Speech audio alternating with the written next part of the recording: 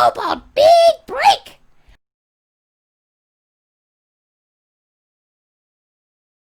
See Kobold dance! Kobold gonna be a big star! Kobold be famous! Whee! Okay, quiet on the set. What you want Kobold to do? Just go with the music and sing something. Oh, Kobold, excellent singer! Great, we'll give you a beat, just ad-lib or whatever. When will Kobold's song be on radio? Yeah, not that kind of song. We have a show that needs a theme song, and we don't have a budget to get anyone good. What kind of show? Some game no one watches. It's called, something Kindergarten. Yeah, Kobold Kindergarten. Really? Whoa, this song got good beat. Kobold likes. Do-de-do-de-do-do. Do-do-do-do-do-do-do-do. Do-do-do-do-do-do-do-do. Oh, cool. Watch this show, it's gonna go gold. Because it's all about Kobold. Yeah, that's good. I got scales on my tail. So don't fail, the show won't fail. Double rhyming, go Kobold. Okay, big finish. Kobold's gonna be a big famous name. Kobold's gonna get paid lots of shinies. But Kobold not take clothes off for fame. Kobold not that kind of Kobold. Kobold won't show Kobold Heidi.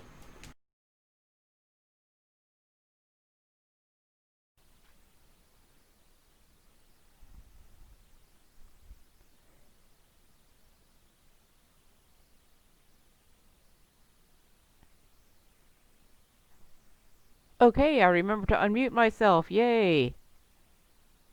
Now I gotta unmute everybody else. Hey, hello cyberspace, and thank you for joining us for Season 3, Episode 3 of Kobold Kindergarten, where we play Dungeons & Dragons with a very loose interpretation of the 5th edition rule set, or we just make up our own rules. I am your Dungeon Master, EvenNote, and we stream live at 9 p.m. here on the 2nd and 4th Wednesday every month, twitch.tv/KoboldEven. Please feel free to make suggestions in the chat. That's actually how most of the stuff in this campaign comes about. Somebody says something off topic and it gets worked into the game. Just a quick introduction. Our original party formed at an optional graduation party for a correspondence course called How to Be an Adventurer. They've settled in the village of Beggar's Hole, where they're hailed as heroes after lifting the town from desolation and despair, and they picked up a few new members along the way. We've only got 3 of them with us tonight, so let's have everybody introduce themselves. I am going to start on my left. Bori, would you like to go first? Hello, this is Thorgren, your favorite internet dwarf, hopefully. Playing the part of Bori Jarthag, the idiot cleric, who for some reason is leading the party. Yeah, that's actually kind of scary. You're definitely all going to die now. Punchy. Hey, this is Punchy the Tall Folk, and I am a halfling monk, and I am a member of the Order of the Halfling Fist, and I really, really believe in what I do. This is true. And also you have helped Yak Yak start Order of the Kobold Fist. And Hugo! You ignorant, disgusting slime! Oh wait, that's... It's not time for vicious mockery yet. Vicious mockery yet. Hello everybody, this is Comic Relief playing the part of Hugo Kilroy, who is a human bard. Excellent. So, welcome everybody. And our story so far... after they rescued a family of orcs who had been kidnapped by an evil Morning Lord cult, our heroes found that the cult was part of something much larger and more sinister.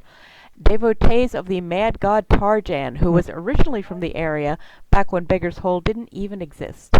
So they have journeyed to the ruined city of Scarabray based on some tips they've gotten. They're going to try to hunt this guy down. And they've met a very unfriendly priest. and also encountered an old man who gave them directions to the necromancer Brilhasti Aptarge. The man told them that if they can destroy Brilhasti, they should return to him, and he will give them their true quest. So when last we met, you guys were in the ruins of Scarabray. Let me bring my story window back up. That should be shared with everybody. You're all on the map. You're just kind of, since there's only 3 of us tonight, I think I'm going to not move you all as one, but we'll see how that works out. Let's see. Hugo and Punchy are near the statue of the mad god Tarjan, which, considering the entire city has crumbled into ruins, the statue is surprisingly well maintained. Bori's kind of exploring a bit to the south. Let's see. Near the statue of Tarjan is the temple where the priest has slammed the door in your face. And you notice, thanks to the old man, you know that this is the entrance to the Catacombs, although you're going to need to get past the priest. The temple door that he once slammed in your faces and then sealed tight so you couldn't open it again is now open a crack. Also, if you did choose to, you have explored the city ruins of Scarabray, but there is some unexplored wilderness around it, if you wanted to. But that is the entrance to the Catacombs, like right there in front of Punchy. I don't know. He kind of told us that we were exploring the catacombs tonight, so I think if we go out in the wilderness, he'd probably just teleport us to the catacombs anyways. I would let you run around the wilderness, but you really wouldn't be able to do much. I mean, you could find certain locations that you'll be able to access later, but you're going to have to go through the catacombs to figure out how to use them anyway. But, I mean, if you wanted to, I would let you. But as you recall, the priest is seeking one word before he'll let you into the dungeon, and you kind of used complete sentences, and he just wanted that one word before. And he didn't really want to have a conversation, so even though that word was in there, it's like, I seek the name of the mad god. And someone, I think it may have been Punchy, was like, oh, yes, we do know the name of the mad god. His name, so. No, I think it was Bori and Yeah, it might have been Bori. scrambled it. Oh, that might be Him. But you know, since Punchy's right there, he can say the name. It is High Priest Earl. Yeah, it's High Priest what? Tarjan. Not. Oh, that's right. Bori called him Toe Jam. Hey, Tarjum. I think maybe we should let Hugo do this. And you would need to be right up at the door before he can hear you anyway, because he's not going to poke his head out. Also, as Bori moves closer, all of a sudden, 8 capybaras pulling a wagon come tearing up to Bori and drop something that looks like a treasure chest at his feet. This is total ad-libbing off of something that, off of a Twitter conversation. You thought I was going to forget. I did. Or not take it seriously. I'm reading Twitch chat. Toe Jam, Tarragon, Teflon. No, Hugo, I think you're probably going to be the one who should speak the name of the mad god. Bori, are you going to open your treasure chest? I think this is going to require a little bit of luck with a 10. Oh, Bori and an Ooh. intelligence check? I would say that will successfully open the chest. In the chest you find, I should remind me to create this item, you find 5 dozen gold coins, except they're made of cheese. Yes, Ooh. I totally just did make that up. With 5 dozen, you should have enough to maybe share with your party mates at some point if you want to. Let's face it, there's including between the ever-filling pitchers and the cheese wheels from the cheese ship and all that, The party will never ever starve. Now you have more cheese. More cheese. Mm-hmm. So, okay, I got the capybaras pulling a wagon of treasure in there with very little notice. I'm proud of that. So, the Catacombs entrance, which leads to, that is the Mad God's temple. There's the building above it. And the priest, you can just kind of see him back there in the shadows glaring out at you and says, "I seek the name of the Mad God."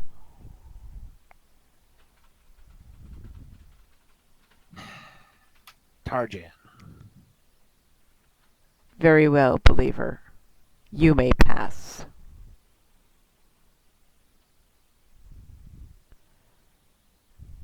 Pass what? In Bori's case, probably not second grade. Ooh, that would be fun. Let me go take a test and see what grade he actually is. Wait, do Yep. you have to read to pass second grade? Are you smarter than a fifth grader? Oh, Bori? definitely not. No. I was just thinking, like, is he first? Is he first grade or is he still kindergarten? Oops, I need to enable mask mode.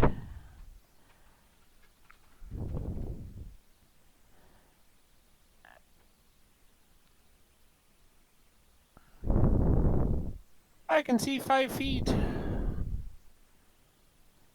Wow, who has 5 feet? Who's got an extra one or is missing one?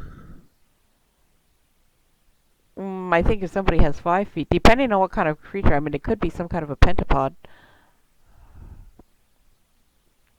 Well, Okay.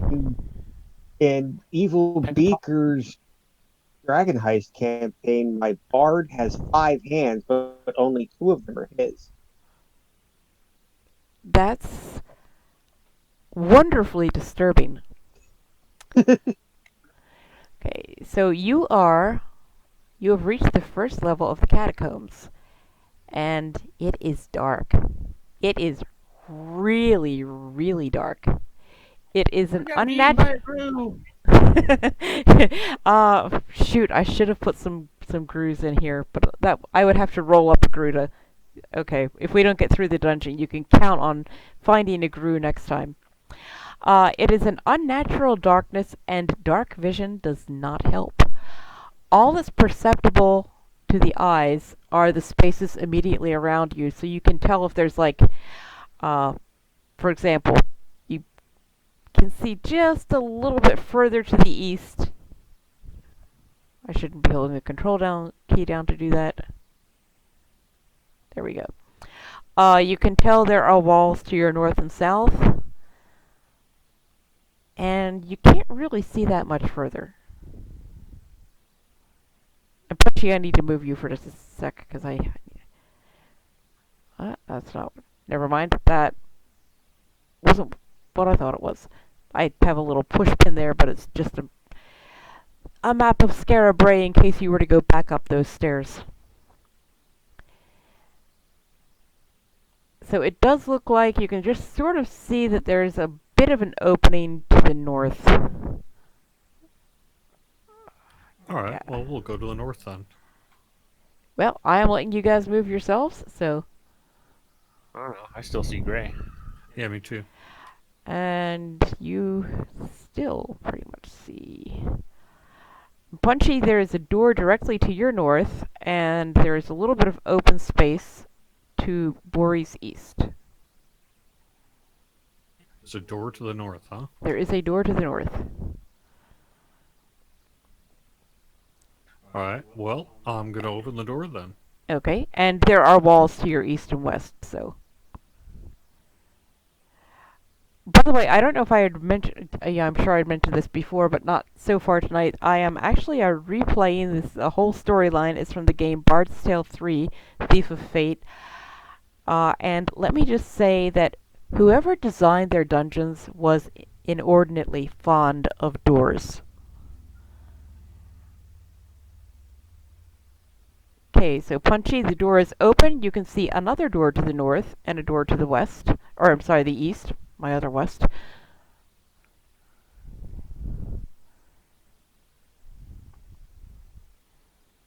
Oh no, he's kindergarten. What? Found the official requirements for what your first grader should have learned and be able to do, which includes write complete sentences with correct capitalization and punctuation, uh, read first grade level books aloud with accuracy and understanding, tell time to the nearest hour and half hour using both analog and digital clocks, do addition problems with sums up to 20, and do subtraction problems with sums from 0 to 20. I don't Oh, know, Bori. Bori. I know some college graduates who can't pass number one. What was the number one again? Oh, I just closed it. Write Oh, complete sentences write with complete proper sentences with proper punctuation and cap. Oh, Yeah, I know a yeah. lot of adults that can't do that one. capitalization and Yeah, proper I punctuation. I Oh know yeah. people with PhDs who can't do that. Hundreds of thousands of them that can't. Just Of course, on the internet then when they all go and day. change the rules on you, so what you did learn is now no longer quote unquote correct, even though they're wrong and I'm right. I will die on the hill. There are two spaces after a period. I worked in the I know newspaper that. business for a very long time. There is one space after a period because if you're talking about when you're talking about column space, that really adds up. You can fit a lot more in after a while. So Hugo heads Yes, through that's the door that Punchy opened and goes west a little. Sees that there that is another door, two doors actually to the north, and still some space to the west. one space after a period, one space after a colon in typesetting, yes, but not in actual language or letters I would agree with that. or things of that nature. But anyways, I don't know. We'll open the one to the north. Okay, the one directly to your directly north of where you are now. Sure, why not? Okay, because there's another one right next. Like I said, whoever designed these dungeons originally really liked doors. Anyone unfortunate enough to be watching from home and actually seeing this on their screen is probably like, dude, with the doors, seriously? Actually, you can't even. Well, In the half of the dungeon where you are, you can't even really see that many of them, but I'm going to scroll up for the people at home. Like I said, from a programmer standpoint, doors, it kind of lots makes of sense doors. from old school stuff because it prevented random monsters that were walking around from aggroing you halfway across the dungeon that you haven't even explored yet. Oh, But that's Not true. not to mention it limits your side of view. So instead of unmasking we're it, talking. These are old school. These are like pre NES computer games. oh yes, I realize. Are they pre-NES? I, When was I have NES? played. I have some of them. I still have my Windows 98 SE computer. Yes, I do. I mean, Bard's Tale, I think, Bard's Tale was. 3 was created by Interplay in 1988. Okay, so during the NES era, but that Okay. was the third Bard's Tale. That's you do have a point. This was actually the first, the Bard's Tale 3. I never played 1 or 2. Bard's Tale 3, long story, I worked at Electronics Boutique. I got it for either free or super cheap. I don't even remember. Probably free. And for the Commodore 64. And even though I hadn't played the first two, I sat down and I started playing it. The first adventure game I ever actually played to completion. Although it took me several tries. Some of those fights along the way were pretty tough.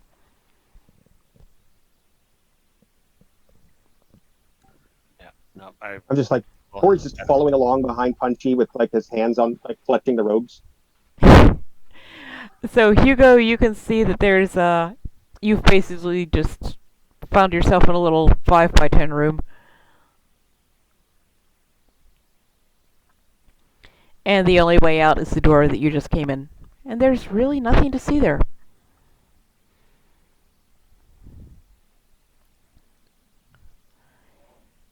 Okay, and Hugo goes a little further west. There is a door to the south, and what looks like an opening to the north, and a wall to the west. Let's go ahead and open the door to the south.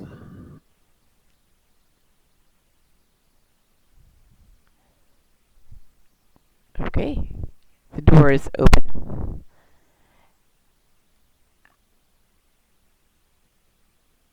Hang on. Hugo, I need to move you for just a sec. Because you're blocking my pumpkin.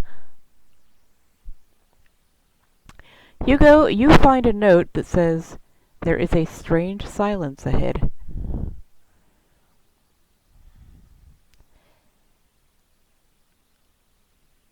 And you see that you are basically in a 1x3 room.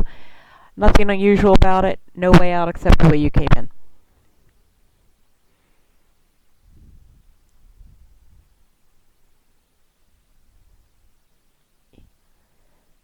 All right, somebody else play. Let's make a deal. Okay. And Hugo, you can see to the north there are walls to your east and west. And looks like it may open up to the east, but as far as you can see, the wall to the west continues.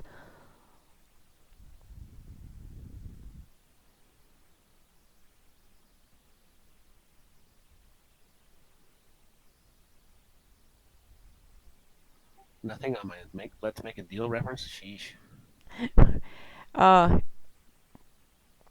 Yeah, let's see what's behind it. Well, see, you've already opened the doors, so you already know what's behind door numbers 1, 2, and 3. Actually, 1, 3, and 4. You didn't open door number 2.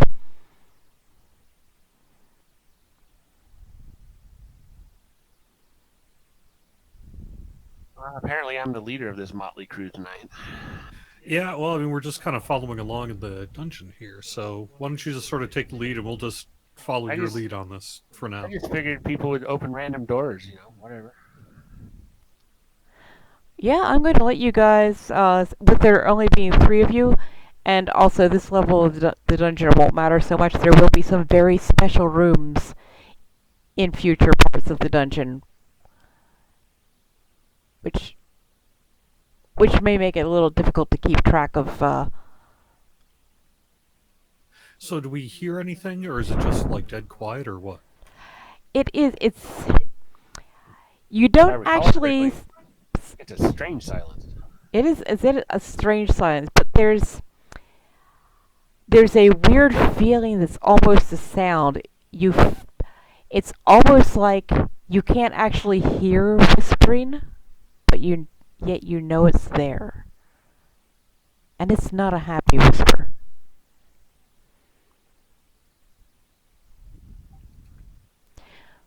So, as Hugo can see, you've got a little bit of you're in a little bit of an open spot now. There are walls to your south. If you continue east, there's a wall to your north. You can sort of see another door along the northern wall. And Punchy, you can see a little bit of space ahead of you. Yeah, okay. And why can't we see? Is it just dark, or what? It is an unnatural darkness. Dark vision will do you no good. Okay, well, I don't want to get lost from Hugo. Okay. Plus, I might be a little afraid of the dark, so I'm going to follow Hugo pretty closely. Perhaps too closely. Don't you have that magical drift globe that creates light? I don't think I do have the drift globe. At least it's not on my character sheet. You can try it, but Punchy, that little alcove where you were in just now, that little, I really need to change my push to talk key. And let's just take you off there. There's only 3 people here. Maybe it's one of the unidentified items, huh? But anyway, got it from the Mighty Warrior Testicles trial. But Punchy, before you followed Hugo, you were kind of up in this little alcove here, this little 10 by 10, 2 by 2 squares. And as you go to follow Hugo, you hear a sound, and you realize that's not what I was trying to do. Hang on.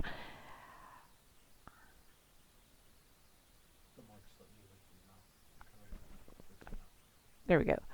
You realize that I'm still clicking the wrong thing. Yeah, so I don't have it on my character sheet, unfortunately. I don't have anything that looks like a drift globe. I have a group portrait, a crystal shard, robes of useful items, I'm checking ramen rations. Go to the party sheet and just drag it onto your sheet. Yeah, I don't see it on the party sheet. It's not there either. Okay, I will make a note to throw that in there at some point. That's weird because I remember making all that stuff and throwing it in there. Yeah, it was in there, but that's okay. Somebody else might have picked it up or something too.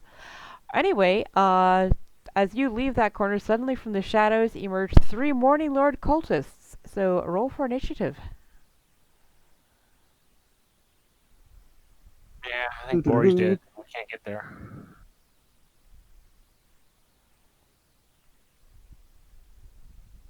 Yeah, we all hold our actions until Bori moves.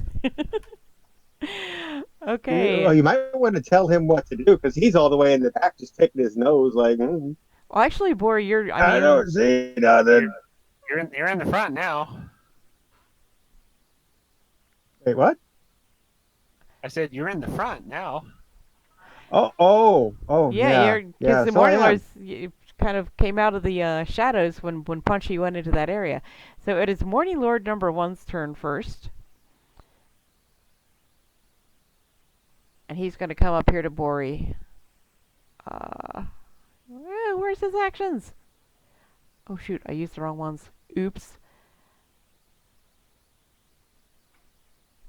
Well, now I feel silly. Well, Morning Lord number 1 is going to attack Bori with something that will do... why did I not give him something to actually swing? I feel very stupid.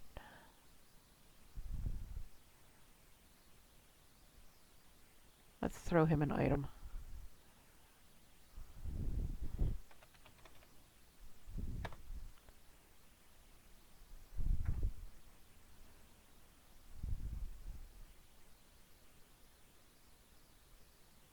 Can't do that. Okay, we're going to wing this. So he's going to take a swing at Bori. Well, not like that, he's not.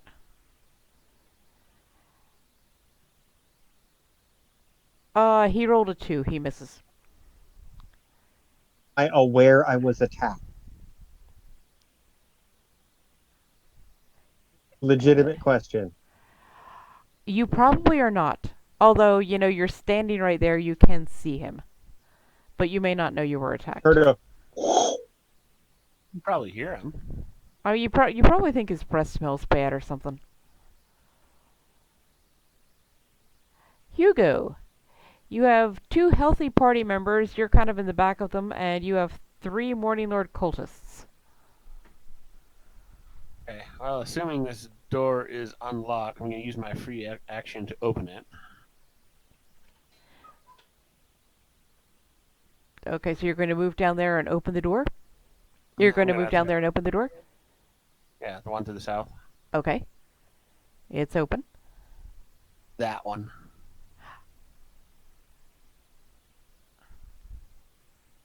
Oh, yeah, it just basically bleeds in a circle. It doesn't go anywhere different. Right. Okay. I kind of figured that. He going for monopoly. This mess. Okay, so you have moved and you've opened a door. Anything else? Yeah. Hang on.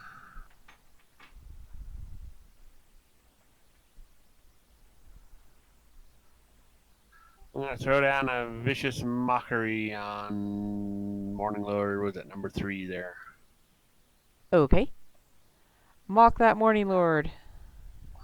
You're so stupid, and Illithid tried to eat your brain, he would starve to death. Pancakes are more of a Morning Lord than you. That too. Ooh. He fails his save.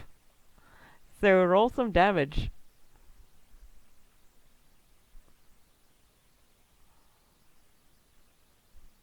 Okay, he is wounded. And he's very sad. That's my turn. Okay, why did it skip? Did we both hit it at the same time, or did it just skip? Oh yeah, we both hit at the same time. I didn't hit nothing. Oh, that's weird. Maybe I double-clicked it or something.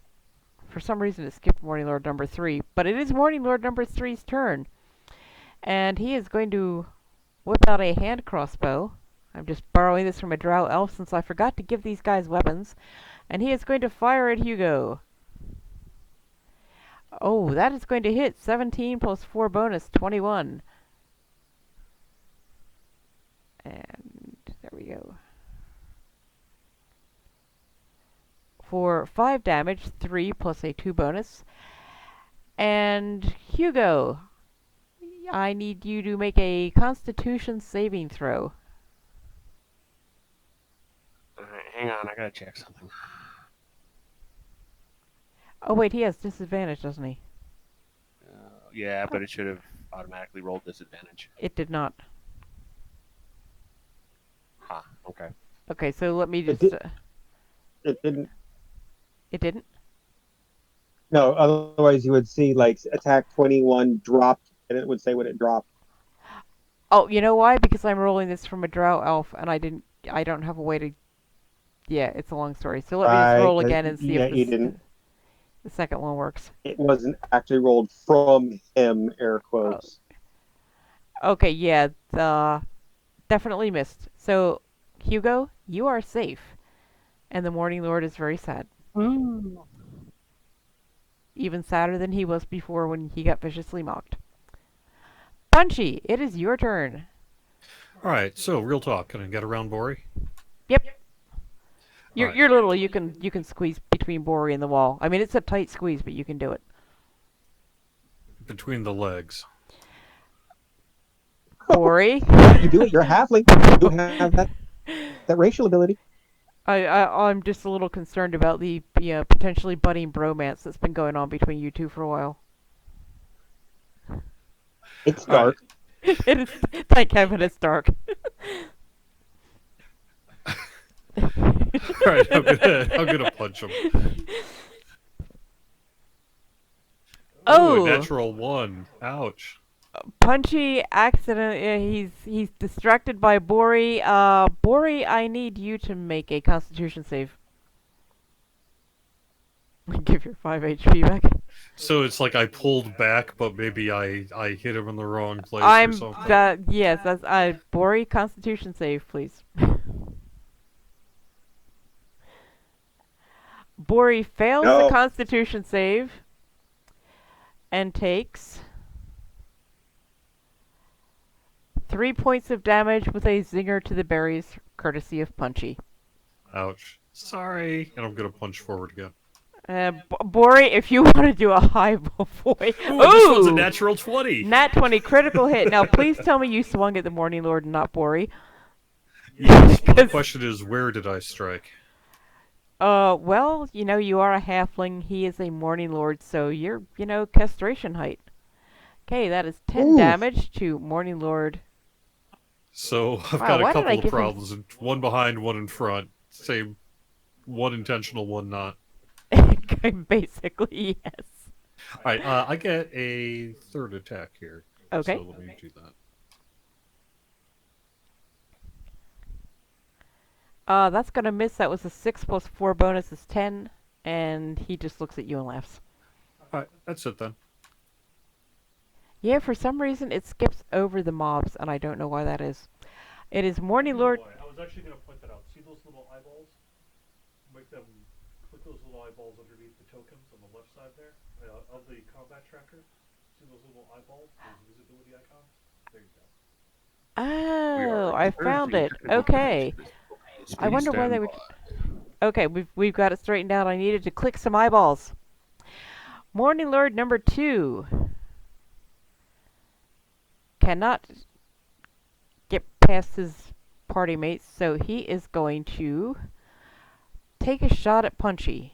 Actually, no, he's going to take a shot at Bori, because he kind of likes that Punchy injured his own teammate, so he thinks maybe Punchy would be good to keep around for a while. So he's going to fire his crossbow at Bori, and he is going to miss. And he's going to be sad. Like Morning Lord number 3, but not quite as much, because he hasn't taken a zinger in the berries like Morning Lord 3. Bori! Now remember, you've taken some damage to a very sensitive area. I don't know if it will affect your speaking pitch. Not really. Why do you think he sounds like he does in the first place? I don't think All we should right, go there. what we got here is a bunch of guys with pancakes on their chests that are gonna take a warhammer to the face. Warhammer? Yes.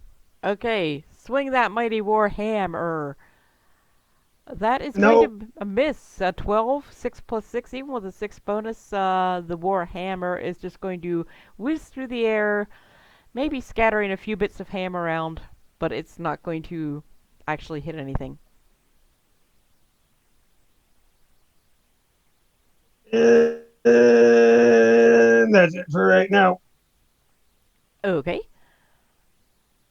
But the party healer is going to once again remind Hugo to take his 5 hit points off so I don't think you're damaged. Because the guy missed. I was just checking a little something. Hugo, you are up next. Oh no! Oh yes. One slightly damaged Morning Lord. Hugo, why are you down 5 points? Ah. I don't That's remember what you. I've been nagging him about for the last 3 rounds. Yeah, you shouldn't have been wounded at all. Oh wait, we did have No, combat last. Yeah, it's the we 5 did. hit points from the guy that actually You cut off there. missed Yeah, you cut off because there. he It had says the 5. disadvantage. Oh, okay. But yeah, there was combat last time, and But the guy and the old guy healed you all up. You didn't have combat after that, did you? No, he's saying the first attack that you did on me without the disadvantage. Oh, right. That's right. Man, I can't remember this stuff. Anyway, it is Hugo's turn. Oh, yes, it did actually miss, so. Hugo is healthy.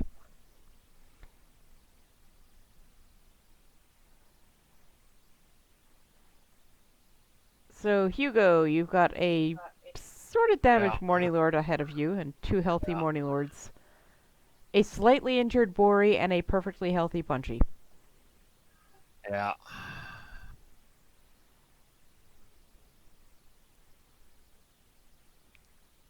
I think, on occasion.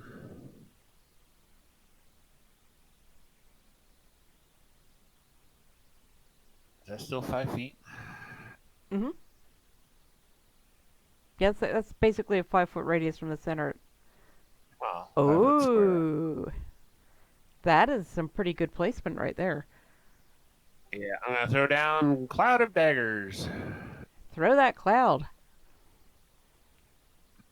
Hang on. Did the start of the turn or end of the turn? I would have to pull it up and look at it to be sure.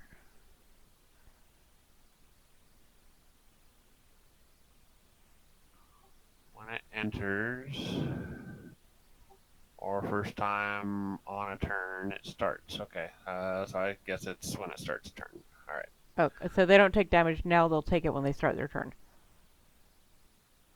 You're still going to be Ginsued and Cuisinarted. I'm not sure on that. So There's no I mean, save. It's it's 44 it's up to slashing. you. Yeah, but is it now or is it on the start of their turn?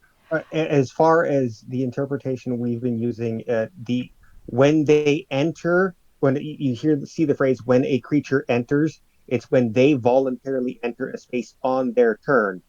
So it would be for these 3. It would be at the start of each of their turns. So you wouldn't get any damage now, but at the start of all their turns, they get shot. No, That's the interpretation. Okay. No, that's fine, and that's what we just wanted to clarify. So no damage right now, but when it's their turn, the start of their turn, they will take damage. Gotcha. Okay. Yeah, you're setting up a blender, basically. Yes. Right. Okay. Okay, next one. Yeah, that'll be my turn. Morning Lord number 2 starts his turn in the blades. and takes 12 points of damage. Wow. Morning Lord number 2 is not pleased, and I'm going to say that he absolutely can fire his hand crossbow at Hugo. And he misses because he rolls a 2. So Morning Lord 2 gets a little bit sadder. And Bori, it's your turn. Okay, well, I see the pretty, pretty knives in the sky. Are either Hugo or Punchy going to yell, "Don't run into the knives, Bori"? Although Bori could be thinking of slicing up his hammer to make a sandwich. Oh, I probably would say, hey, maybe you shouldn't. And that's about it. Maybe don't. But then I'd be like, well, maybe he knows something I don't. Maybe he knows something I don't. You do realize we're talking about Bori here, right? Yeah, realize we're talking about Punchy here, right? Bori rolls a 19 with a 6 bonus, which is 25, which is absolutely going to hit Morning Lord number 1. For 10 points of damage, 7 plus a 3 bonus. Yeah, that's it. Okay. Okay, Morning Lord number 3 gets Julienne for 11 points of damage. Yeah. Also, I'm going to make a small adjustment here because I didn't realize I'd given these guys so many hit points. Julienne is cute, It's right? like a disco ball of blood. Actually, no, Julienne is cubed, isn't it? Or am I wrong about that? Julienne potatoes are like very thinly shredded. Yeah. Really skinny, long shreds. Oh, okay. Like French fries. Only skinnier. Yeah, really skinny French fries. Potato sticks. That's exactly what they are. If y'all or those have really sticks, thin cut, skinny green beans are kind of Julienne. So Morning Lord number 3 is definitely even sadder than he was before. And let's see, who's he? Now he's mad at Punchy. But he's also mad at Hugo. And he's mad at Bori. Yeah, those blades really hurt. He's really mad at Hugo. So he is going to take his crossbow and shoot at Hugo. Disadvantage. Doesn't matter. He missed anyway. I forgot to... And like I said, I forgot to give them weapons, so I'm rolling from a drow elf, so... Yeah, no, anyway, he rolled a 9, even with a 4 bonus is 13. That's not going to hit you. Yeah, the reason for the disadvantage, though, was not the Vicious Mockery, because that is gone, but because he is doing a ranged attack next to enemies within 5 feet. Ah. I would not have come up with that, so thank you for pointing that out. Morning Lord number 1 takes a turn at being Julienne.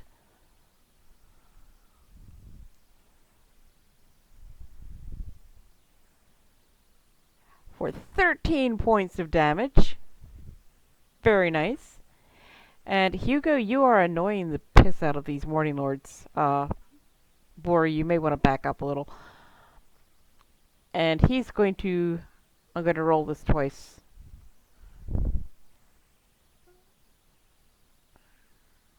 "17 misses. Wow. Oh, I also rolled a short sword, but that's okay. It would have been the same to hit. Anyway, I'm not going to bother rolling the disadvantage for him being within 5 feet because he missed. So, no need. And it's Punchy's turn again. Punch, punch, punch. Punchity, punchity, punchity!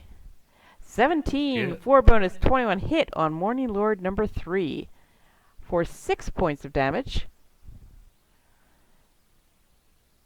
11 plus... Oh! 15 with the bonus is going to miss Morning Lord number 3. Why did I give them so much AC? 4 is definitely going to miss. That's fine.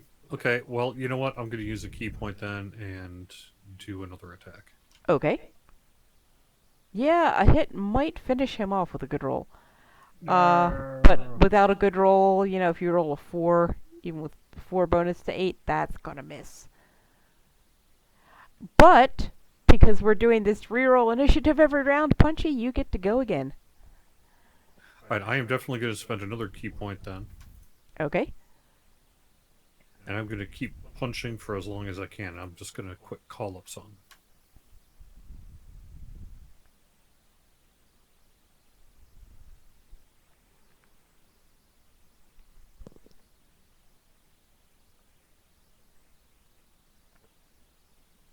So I'm just looking at my key strikes. Sure. I am actually looking up something to see which of these... Can I use these? Alright, so these first two are going to be my normal attacks. Okay. It's a hit. That is definitely a hit. 14 plus 4. 2 points of damage to Morning Lord number 3. He's so sad. He really is so sad. Another hit with 18 18 definitely hits. for 3 points of damage. Morning Lord number 3 is almost too injured to be sad at this point. If Punchy were a Pokemon, he'd be Punch-at-Chew and would definitely communicate by saying punch, punch, punch. Alright, well now I got my key strikes. Miss. Ah, that is going to miss. 8 plus 4, 12 does not hit. 5 And is going to miss. miss. Alright, that's it. Okay. Bori! Okay, well, we're still staring at the disco ball of blood I'm going to lower and their gonna AC. take a hammer. Take that. Which one are you attacking? Number 1? Morning Lord number 1. Hang on just a sec. Actually, that is going to hit. I'm lowering their AC. Oh, okay. I'm being nice. I didn't want them to be this tough, because this is actually an encounter from something else that I dragged into here by mistake. So yes, that will... Another 5 damage to Morning Lord number 1, 13 attack roll, and Morning Lord number 1 is pretty badly injured. Not nearly as bad as Morning Lord 3, but getting there. And then I will blow him a raspberry. Roll me a d20.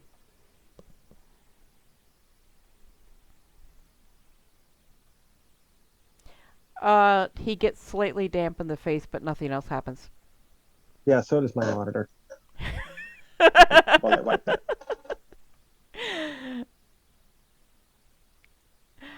Okay, Morning Lord number 3, I believe, needs to withstand and cannot withstand. He gets... Morning Lord number 3 is now Morning Lord Julien. And he's kind of gone. Bye. And it is Hugo's turn.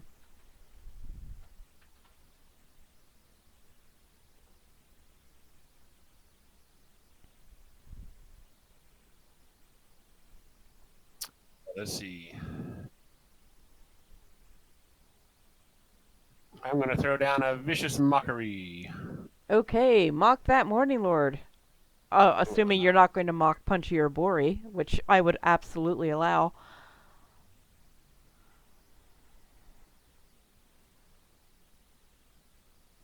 That guy hand. He rolled a 19. He succeeded. That's fine. That's okay. What did you say to him? I had it and I lost it. Hang on. Oh, there it is. It's sad to think about all the good food that went to waste on you. Yeah. Ooh. That would have been a much bigger insult to Bori, I think. If Bori were capable of being insulted, which I'm not sure he is. With that kind of talk, he is. Okay, is that it for you, Hugo? Yep, that'll do me. Morning Lord number 1. Julian, that Morning Lord. Oh, Morning Lord number 1 is clinging to life. But he is I still like alive. pureeing myself. Oh, I'm okay with pureeing. And with his probably dying breath, he's going to fire his crossbow. Well, I accidentally using it's a +4 roll either way, so I rolled the short sword. Ooh, 19. 24 bonus for 23. Disadvantage. Oh, okay. Except he's within 5 feet of a hostile creature, so he gets disadvantage. 19 again. So he's going to hit you either way. Woohoo! Hugo takes 6 piercing damage. And Hugo, I need A flesh wound. you to make me a Constitution save. Oh wait, never mind. That's for Drow. He's not a Drow, so never mind. Morning Lord number 2. It's like, I don't like these people.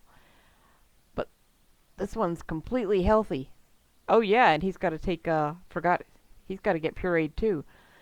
So Morning Lord number 2 is now just lurching a little bit.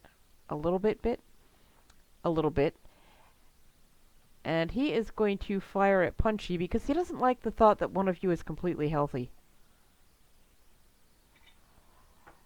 That is going to hit. That's a 16, 12 plus 4. And Punchy takes 7 piercing damage. Ouch. 5 plus a 2 bonus. And Morning Lord number 2 looks slightly less sad than he did before. Then again, he also looks slightly more sad because he took a bunch of damage, but he also damaged Punchy, so he's kind of torn. It is Morning Lord number 1's turn. And he's just going to take his short sword and swing it at Bori, who's right in front of him. Oh, except that Morning Lord number 1, as he's drawing his long sword, or short sword, gets pureed by Hugo's blades and succumbs to his injuries. It is Bori's turn. Don't walk into the blades, Bori. Okay. And yes, Morning Lord 3 evolved into meat sticks. Which, that word may have a very different connotation when Punchy and Bori are alone together, but I don't think we should go there. Okay. Having heard the words of warning from Punchy. Okay, I'll say that he Bori succeeds comprehended. on a wisdom check and knows that he should not go into the blades. Whether or not he actually does go into the blades anyway is up to Bori, but at least he knows he shouldn't. Instead, he's gonna pout and look at the guy and point his hammer at it and find the spell and then cast Sacred Flame. Sacred Flame, that Morning Lord, that is going to... Oh, nope, that's not for hit. That's he saved. DC 13, he rolled a 13 and has a 1 dexterity bonus, so he barely made his save. So I have to know, what does sacred mean to Bori? Porpoise and bacon. It's the Sacred Flame. It's like... Should I go ahead? I said gravy, isn't it? Well, there's lots of things like that are sacred. Like there are sacred tacos, sacred ham. I would think cheese. many food-related items would be sacred to Bori. So a sacred flame would be like a flame that would cook said food exceptionally well. Yes, like a barbecue flame, exactly. Although, even though it's named Sacred Flame, it's actually radiant damage, so it's more like Sacred Easy Bake Oven. Bori, make us some cookies. One of those torches that you use to, brown the tops of. Yeah, it could be, or that, or one of those IR torches. Yeah, it could be that. But in this case, it doesn't do anything, so it just kind of shrugs and goes, "I don't use it much," and that's it. Okay, that's gonna bring up Punchy. Cooking food is such a waste of time. I am going to not walk into the blades either. So I'm going to step back and be like, come at me. And also, maybe you should get out of there before you die. You're telling the enemy to get out of there before he Yeah. dies? Well, we're going to Okay. punch him rather than have him shredded to death in the horrible Oh, flames of you've got a doom. point. Hugo.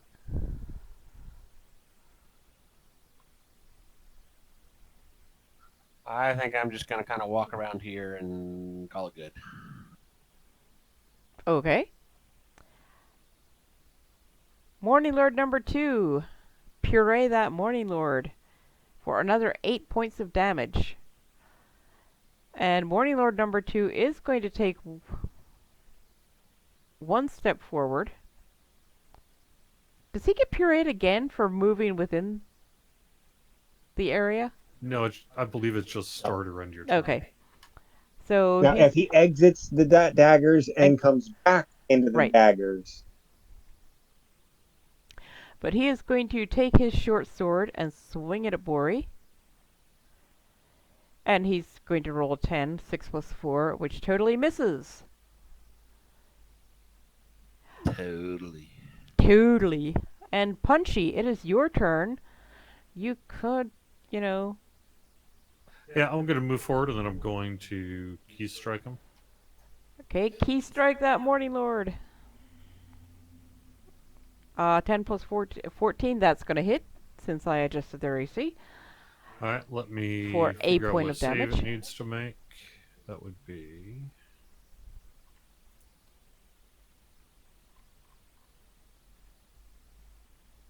Dex save or be knocked down. Okay, tell you what, I'm actually going to have him make a strength save, because his strength score is lower. Oh! 15. You made it then. Alright, so Okay, here's he my would have made next it either strike. way. Okay. Nat 20. That is also a key powered strike. Okay. So again, as long as that's the case, I'm going to make a strength save then.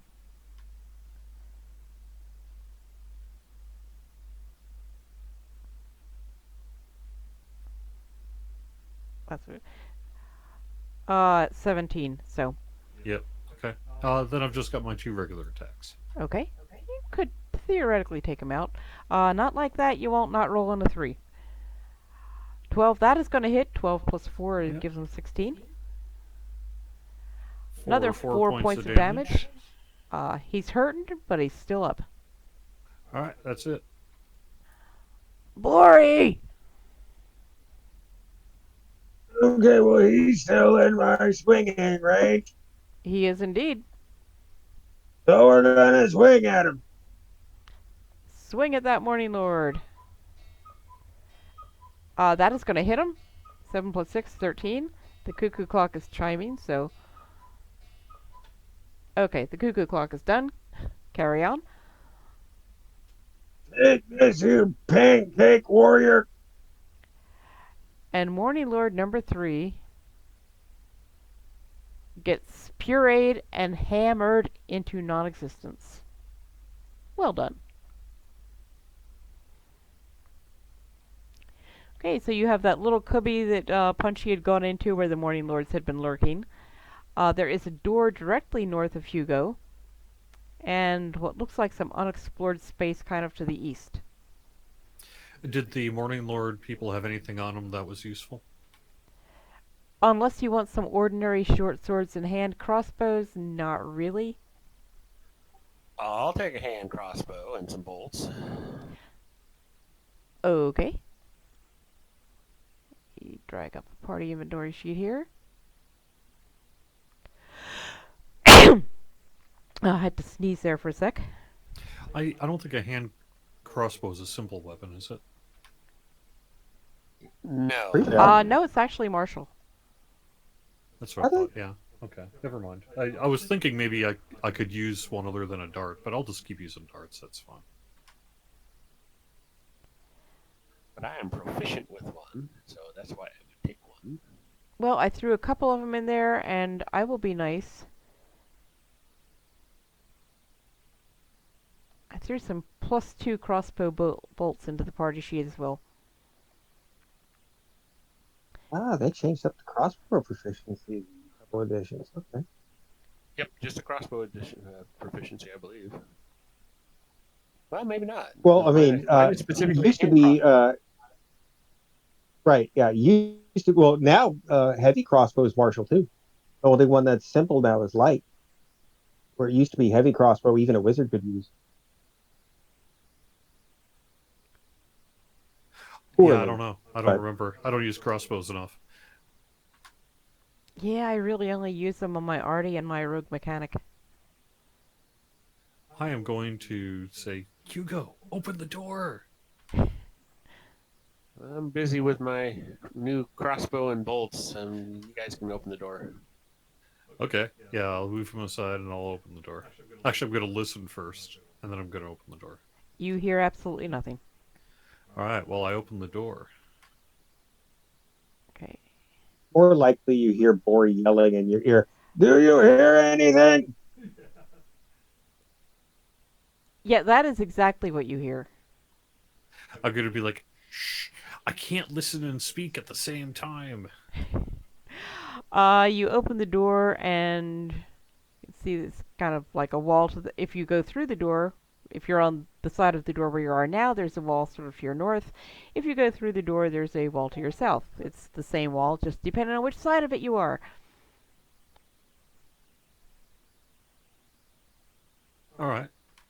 I'm going to be nice and reveal this whole room to you. You are in a 10-foot by 20-foot room. 20 foot goes long ways east to west. And on the eastern wall, the southern part of the eastern wall, there is yet another door. Hey, Hugo, Bori, check this out. And we're going to look at the door here. I bet this goes around, and then we could run in circles or something, maybe.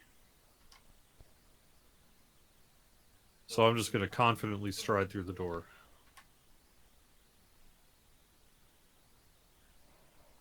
You find yourself in a small room. It's an L-shaped room, and along the southern wall, basically the southern wall consists of 2 more doors. Sweet, I'm going to go through the doors. You go through the doors, you see another door to your east and 2 doors to your south. All right, I'm going to leave the door behind me open, and then I'm going to run around in circles a few times. Going, see, I told you you could do this. I think you should move your token to illustrate this.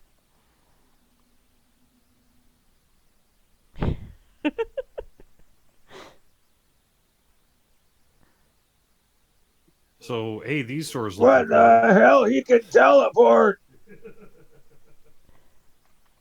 But what does he teleport? He goes does one through of- that door and comes back in this one.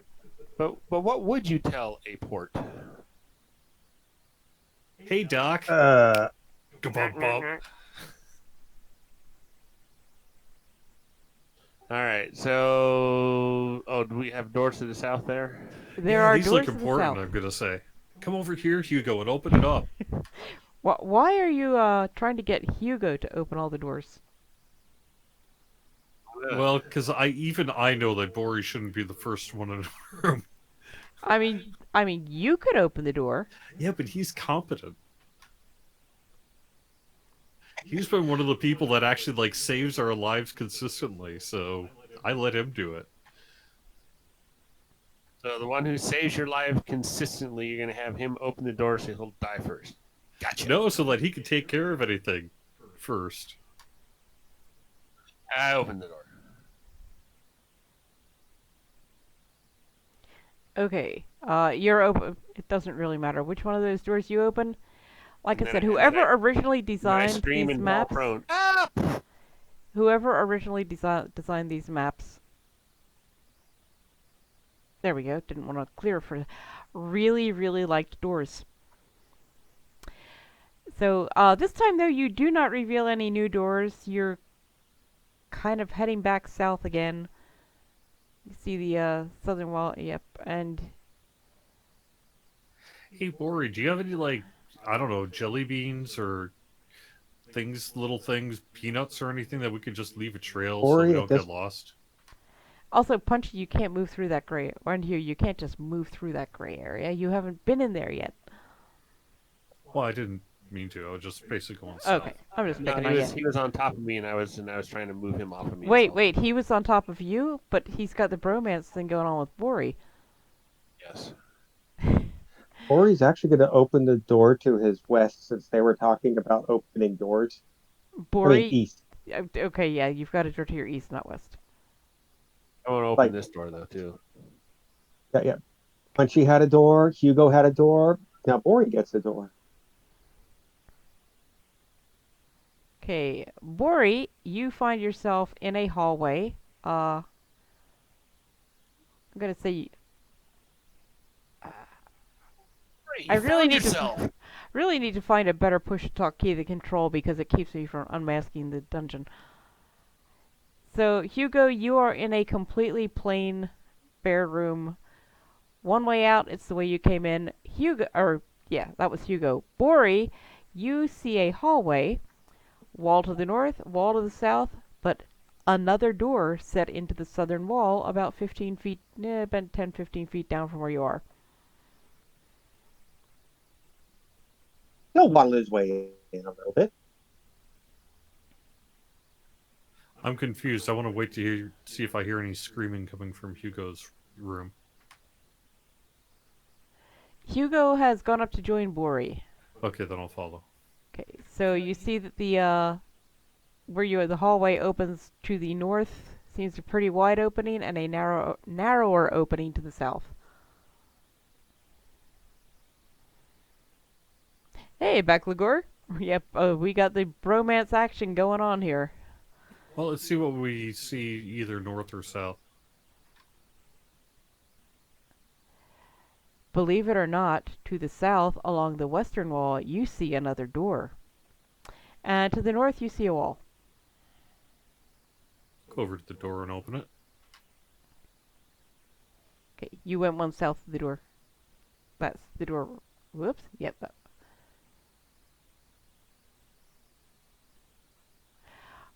Inside is a little 10 by 10 room with a door in the western wall.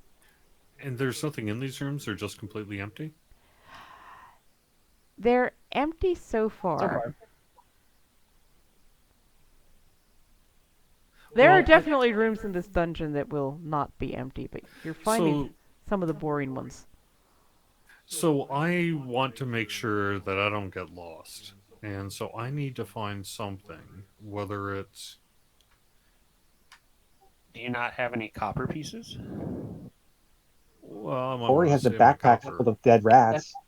You know, it's like I said in classic D&D when we in Beaker's game when we found that big chest full of copper pieces, and I took a handful. You don't take copper for treasure. It's useful for other things. Keep in mind also that if you really want to, like, leave a trail of something, that Bori now has a whole bunch of things that look like gold I am coins not but are made of volunteering cheese. my cheese. Okay. Can I use my robe of useful things? It doesn't say you can pull out peanuts or jelly beans, but can you pull out peanuts or jelly beans from a robe of useful items? Your bag of useful things? No, I have a he robe has of a useful robe of items. useful items. Let me see what's on Those are this table mostly here. ladders and boats. Yeah, and but it stuff. also says it could be whatever But the DM I do wants. have a. Oh, that's true too. Is that a random But I do roll have a thing? backpack. I do have a backpack filled with dead rats that Sir Catacombs stuffed in his bag while he wasn't looking. So if you want to just drop rat corpses. That'd be fine too. So long as we just don't get lost. I just want to mark which rooms we've been in. Lorch.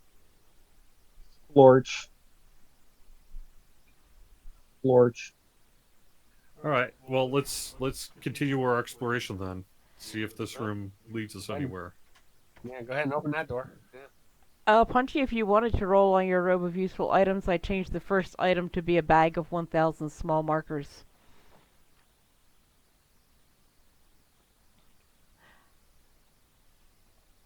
And the room you are in, another very boring 10 by 10 room with one door, the one you just came through. Hugo, you find this, the feeling, you just get a weird feeling. Not a bad feeling so much, but there's something going on to the west. And Punchy, you rolled a, that's for your robe of useful items? Yep.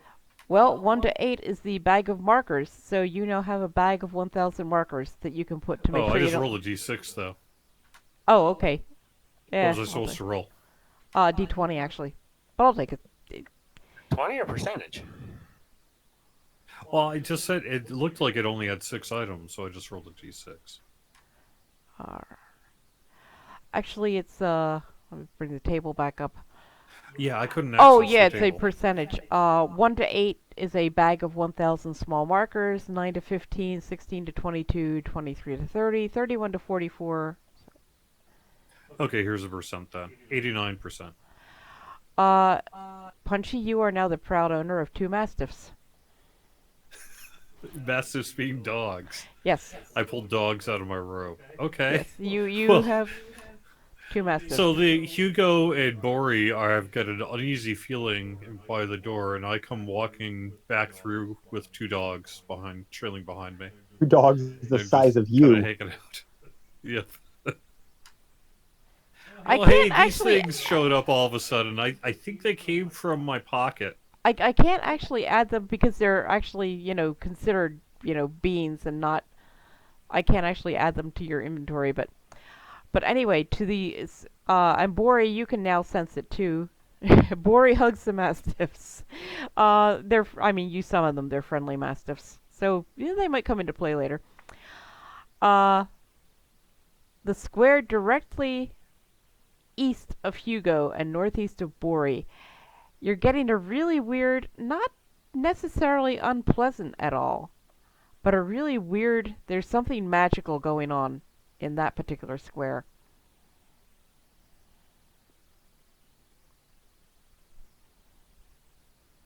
It feels like just before you get diarrhea.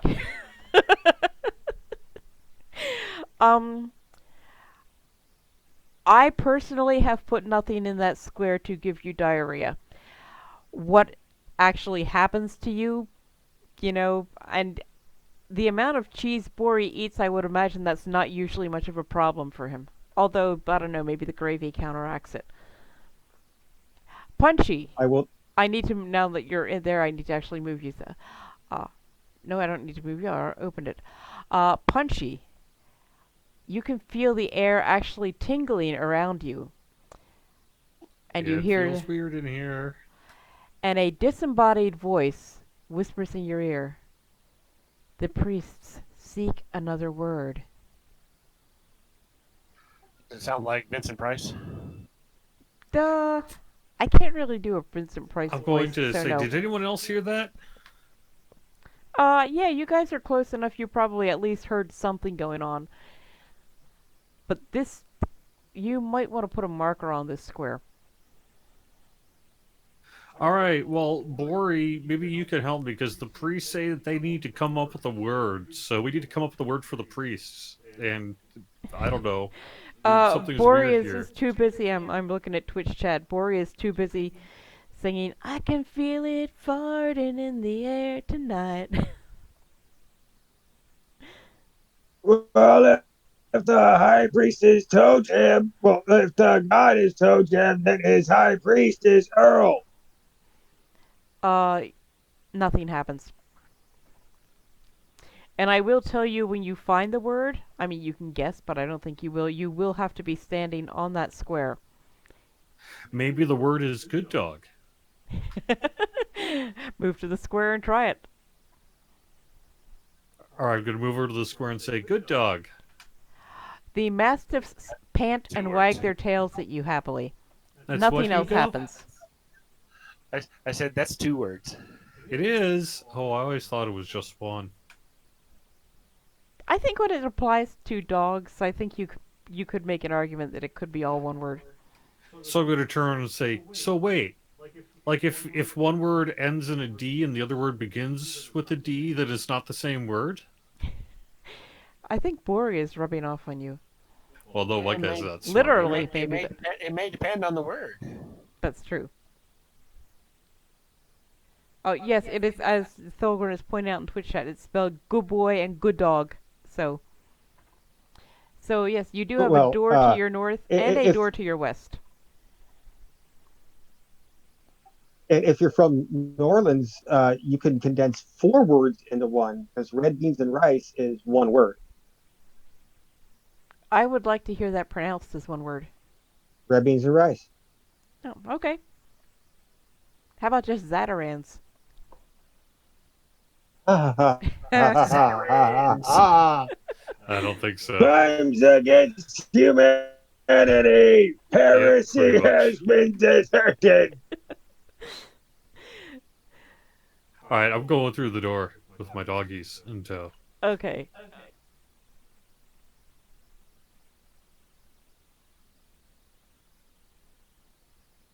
And Punchy, you find yourself in yet another small room with a door to the north and a door to the south. Well, under the assumption it's going to come back through, I'm going to go south.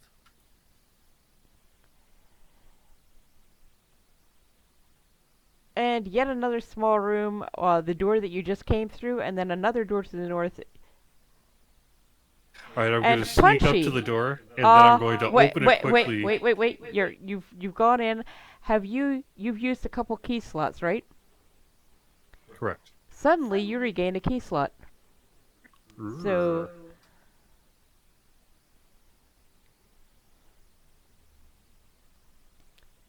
Sweet. All right, so I'm going to try to scare Bori and surprise him. Pop open the door and be like, "Boo!" except Bori's on the other side of the wall, not the door. Oh, I thought there was a door there. Isn't there a door between us? Oh no, there Nope, isn't. that's a on wall. the map. Or Okay. to the south. All right. Well, then I'm going to be like, well, this is kind of boring, and then I'm going to go back the other way through. Okay. There's nothing there other than a place. I don't know. It's like a little 10 by 10 foot space to put your coats or something, maybe. Except it made me feel a lot better. Really? I'll try it. Hugo, have you used any spell slots? I have indeed. You get one back. What's that? You get one back. Woohoo! It only works once, by the way, so you can't keep leaving and coming back in. Although you could in the actual video game.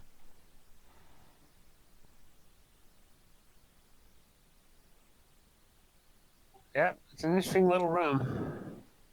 Just barely enough room to turn around. I think we lost Bori though. Yeah, Bori disconnected, reconnected. I'm not hearing him in. I'm trying to reconnect. Okay. It says you disconnected, and then it says you connected. So Punchy is headed over to this middle of the dungeon. Assume Door I to the am north. 5 feet behind Punchy, holding on to his robes. Okay, I Till I will get move back. you so that you are 5 feet behind Punchy. And dropping rats in our longer path. Lorch. Okay, so I take it you are opening this door to the north? Yes. Okay, you find yourself looking at a maybe 10 by 10 foot room, opening towards the west and opening towards the east, wall to the north. All right, I'm going to say to Bori, Bori, it's kind of mean that all these rats are dead. Maybe next time we should try to use live rats. I bet they would just sit there for us and wait. And I'm going to open the door to the east here.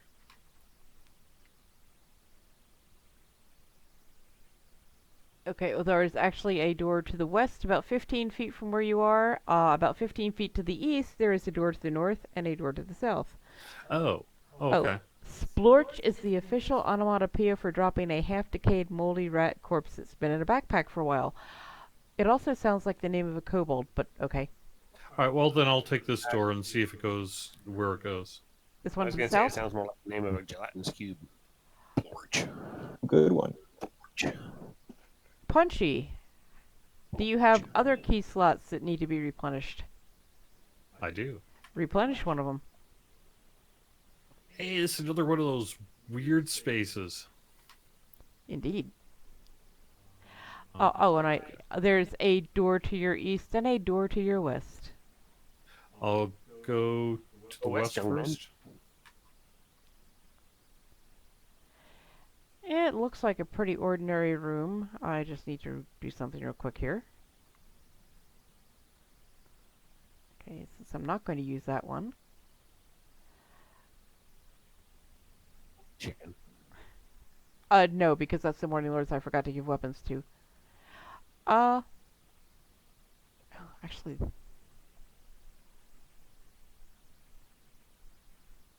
Okay. That's gotta trigger this here, because they won't fit there. Yes, I'm talking to myself.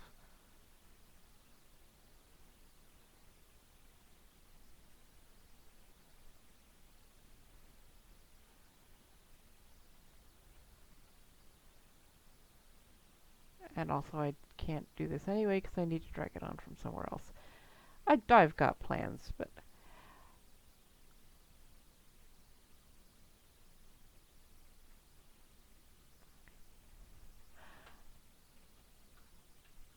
Let me just... Can you imagine working in this dungeon though? Just going through the door, just punk, punk, punk, punk. Go through 46 doors to get where you need to. Why are these so huge? Wow. Okay, I need to delete one of these because they're too big.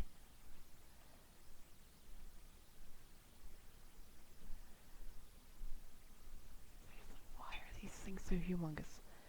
Okay, I'm about to give you something to do, but it's proving difficult because I didn't realize the tokens were going to be so big. Okay, carry on. All right. Well, if I'm gonna go to the closet or the door to the east then. Punchy, you kind of... And Bori, you're kind of getting a foreboding feeling. Oh, Punchy and Bori, you're kind of getting a foreboding feeling. You feel, I don't know.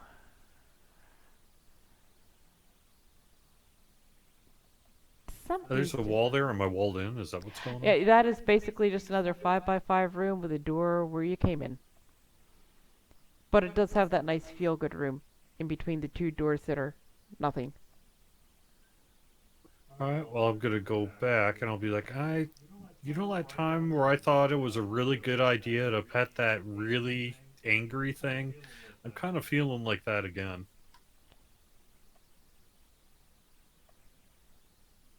Okay. Or he blinks twice. Okay, Punchy, No. there's a door to your north. Let's go to the south. Oh, yes, there's also a door to your south. Okay, you can see that the kind of dead ends there to the east wall and then turns north. Alright, what's up in the north here? Roll for initiative.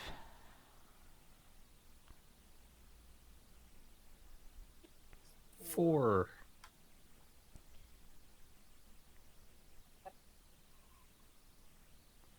You know, in like Scooby-Doo, when they're looking at the ground and the thing's right in front of them, they don't see it because they're too busy looking at the ground, and then they see the shoes and they look up. Probably something like that. Probably very similar to that.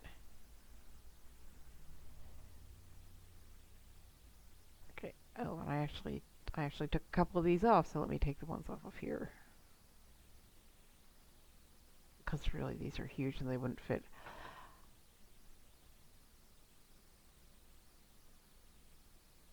Okay.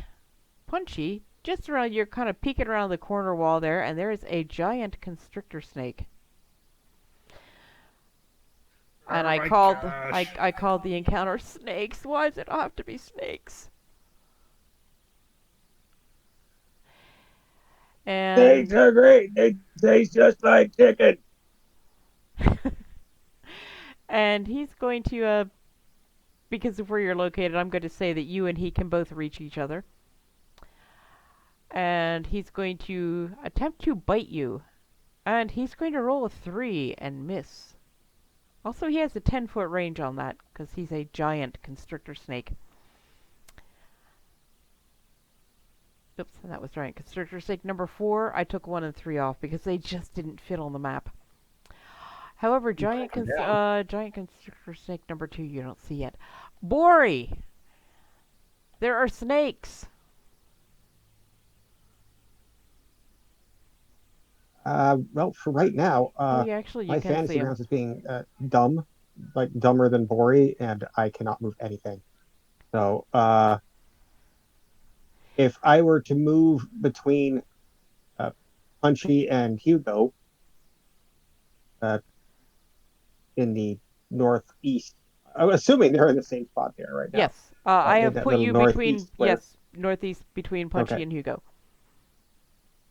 Am I now within striking range of a You snake? are indeed within striking range of number 4. If you would like to tell me what you want to do, I can roll that for you. Yeah. For right now, just go ahead and hit number 4 with a warhammer.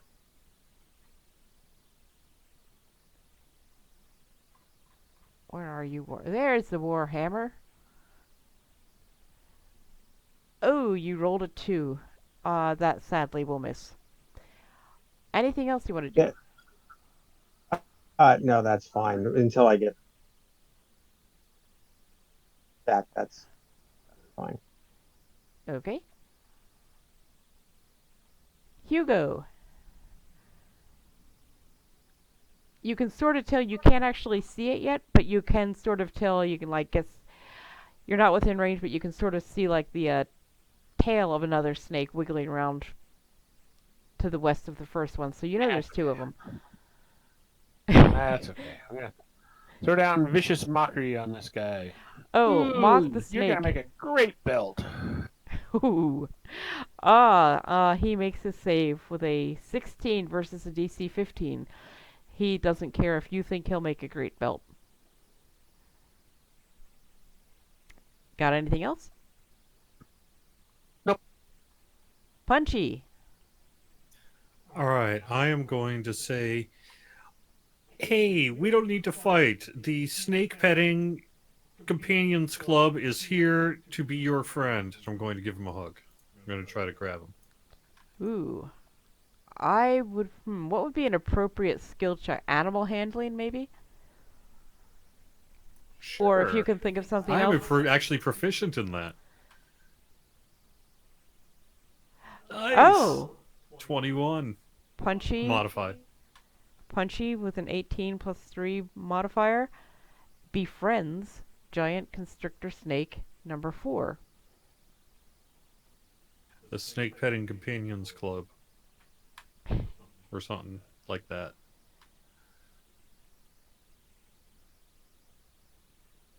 Okay, that's weird. SPCC. That's weird. And we're talking about cooking snakes in Twitch chat. I actually think snakes are cool, but well, that apparently brings up that it's the snake's turn, and he's going to turn to the other snake and attempt to bite it. And he's going to succeed with a 22. Giant constrictor snake number 2 is now lightly wounded. None of you are within range of giant constrictor snake number 2. However, since giant constrictor snake number 4 is now friendly, you can pass right through him. Or squeeze around him, you know, he's... You know what I mean.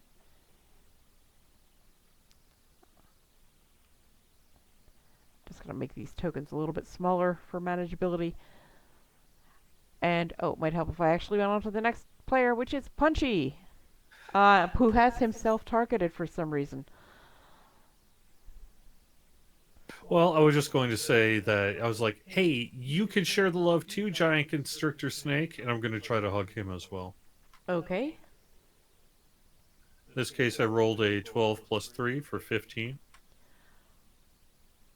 You know? I think at 15, he's just neutral. He's not really your friend, but he's not going to attack you either. Well, Giant I'm going to pet the giant constrictor snake if it'll let me. Which one? Well, the one that I befriended first. I guess. Yes, Did it disappear? he will let you. All right. Well, let's say. Do you want a name? Maybe we should name you. How about your name is Constrictor? No. How about Khan? Yeah, Khan. Your name's Khan. Okay. Hang on, we can make this happen. Do you want the name to be Khan or Khan? Whatever.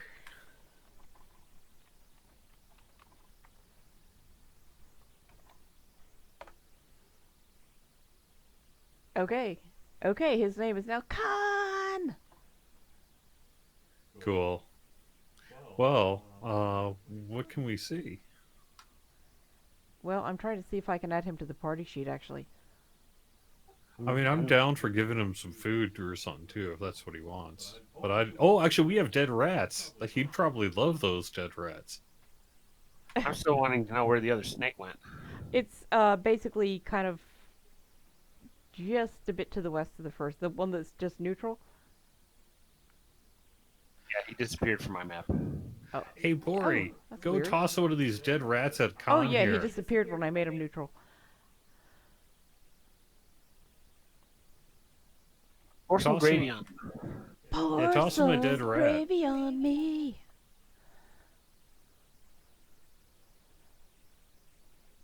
As instructed, Bori will lob a couple dead rats in the general direction of Khan. Khan eagerly snarfles up the dead rats and now seems very friendly towards the entire party. And Sweet. he does look a little like Ricardo Montalban around the eyes. He's got really defined pecs. And lots of them being a snake. Those belly scales, they're like chiseled, man. So this Punchy started pointing up the air and saying, "The plane, the plane." I mean, he is about the same height as Tattoo. All right, well, what's in the room to the north here?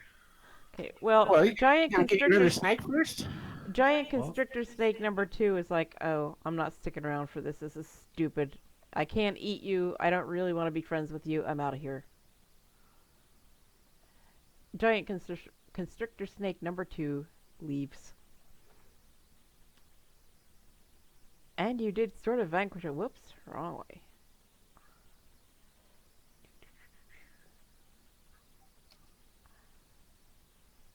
Okay, so yes. Oh, there's a room up here. And Punchy, you suddenly realize you are standing in absolute, utter darkness. You cannot see out. There's nothing. The air is absolutely still. If Punchy or Hugo, or yeah, if Bori or Hugo tries to talk to you, you can sort of maybe hear them in a muffled sort of way. There's just a very oppressive darkness and stillness hanging over this little area. All right, I'm going to, like, freeze in place and then step back. As soon as you step back into that little, you feel much better. I'm going to step forward again. Darkness and silence. I'm going to step back. Light and sound. And I shake your leg all around. Hey, Bori, you want to see You hope something Pokey. really weird? Go step forward here. Bori is disconnected again. Go stick your right foot in. And then stick Pull your right foot out. Well, you can go do it too, right foot Hugo. It's really weird. We'll poke Punchy. Now you're going to do the hokey pokey. You put your left foot in and your left foot out, and your right foot in. Now you're going to do the hokey pokey and shake it all about? Or are you saving that for Bori later? No, it would be more that I would be doing, like, yoga poses halfway in and halfway out of the darkness thing. I think at some point one of us needs to draw that. Meanwhile, what exactly do you want to do with Khan? Because I can't really add him to the party sheet. Well, I'm just going to pet him and hang out with him. And if he Okay. wants to be our friend, he's our friend. And if he wants to just kind of hang out back in his dungeon, he's welcome to do that too. Or she. I don't actually know the gender. I think in this case, I think this con is probably male. Because, yeah, well, actually, I think it would be funnier to have a female named Con. Tell you what, let's, Have a D2. I don't have I'm gonna roll a d6. 1 to 2 male, If you 3 to 4 female, you 5 to 6 gender neutral. okay, hang on. If you right click on a D6, you got the option of a D2 or a D3. Oh, Yeah. did not know that. Well, I did roll a d6 and it came up with a 6, so con is gender neutral. Yeah, it's a snake. We can't tell. Or, you know, basically, con believes that you do not need to know what genitals con has. Yeah, totally. It's fine. So just so you know, right click on a D6, and then at the basically 11 o'clock ish position, it says custom die. You click on that, and you get a choice of a D0, a D2, or a D3, I think, or is it D1 and D2?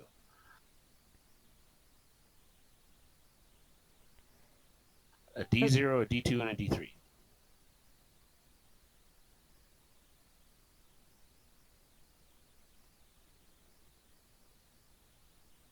Cool. Bori will approach Punchy, put a hand on his shoulder while he's petting Khan. Hugo, And by the way, you very are in the darkness area. You cannot see. You have a hard time hearing. Things seem muffled. Okay, I feel my way around, see if I can go to a square like to the north of me. You can go into those squares. It feels like you're moving slower than normal. It just feels like almost like the air is extra thick and blocking light, muffling sound. And now you're good. You're just south of it. Okay, so all 4 squares are like that. Okay. Yeah, that 10 by 10 area. Okay. But yes, there is basically a door that goes back where you came, to your south if you go through this little opening. There's a wall to your west, opening to the north, opening to the south. And if you keep going west, you can probably see there's another door there. Yep. Bori will put a hand on Punchy's shoulder after groping around in the dark for him and lean in and very sincerely, while he's petting Khan, say, "Snakes have Say 2 what? penises, kinda like we do." What did it say? He will very sincerely say, "Snakes have 2 penises, just like we do." Really? Wow, I didn't know I had 2. I think that's No, not quite what Bori meant. Yeah, okay. You guys figure it out. Oh man. Okay, so yeah, you've got some options on where to go. I'm sure you can tell the doors. If you go like 1 square west and Yeah, look south. I'm just gonna keep walking then and mumbling. Wow, I'm learning so much today, and I'm gonna go take a look at that door there. Okay. Punchy, I need to move you for just a sec. Okay, there's no wall there, so I want to clear out that part of the map.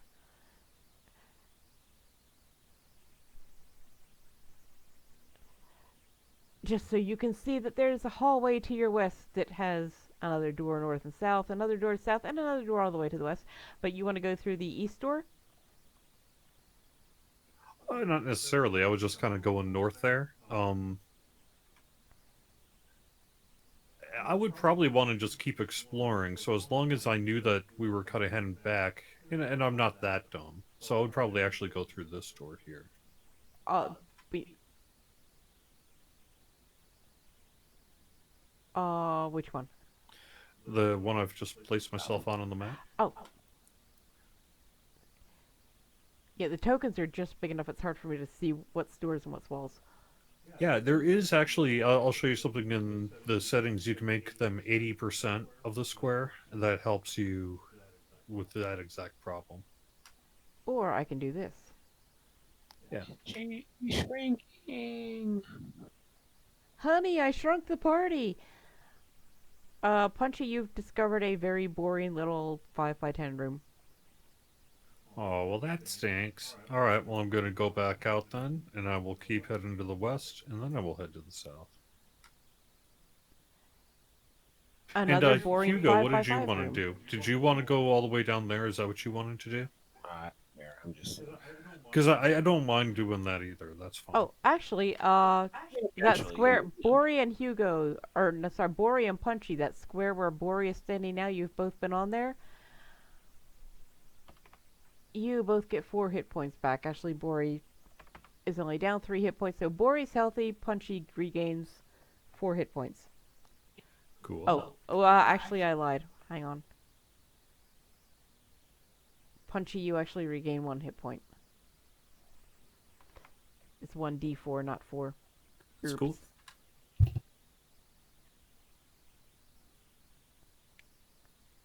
Bori does regain 4. I mean, if I'm in charge, I was just going to kind of head to the west and then scope out this area to our south. But if you want to lead on, Hugo, that's perfectly fine with me. No, that's fine. We'll do that. Punchy, you regain another 2 hit points. And since you just went on down, yep, Punchy, you're now healthy. Bori was already healthy.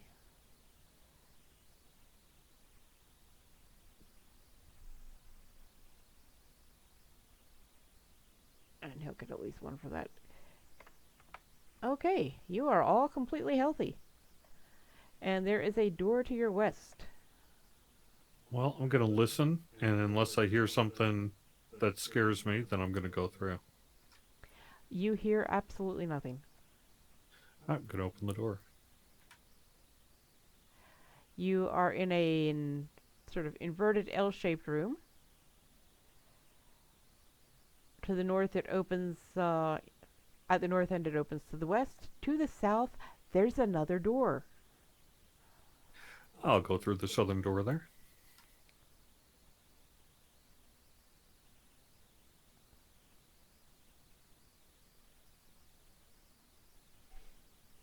Okay, this opens up. You've got another door to your south. Yeah, I'll check that out.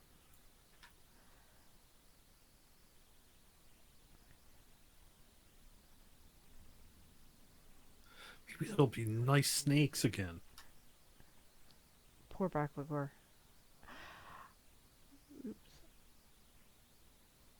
Sorry about that, Hugo. Punchy, do you have any key slots that you've still spent that you need to get back? No, I'm okay. Okay. Oh, well, I do have more keys. Yeah, I mean, I think I've got 2 more. Or 1 more. Okay, well, you've got it back. Nice. All right. And Hugo, you see 2 doors along the east wall, one above the other.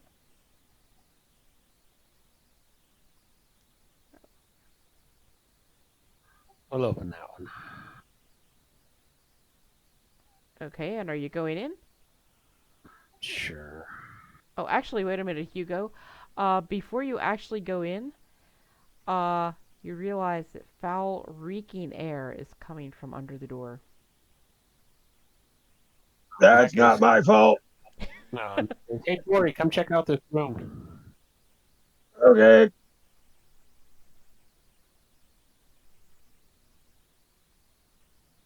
And as instructed, Bori will open the door. Okay, is Bori actually going to go in?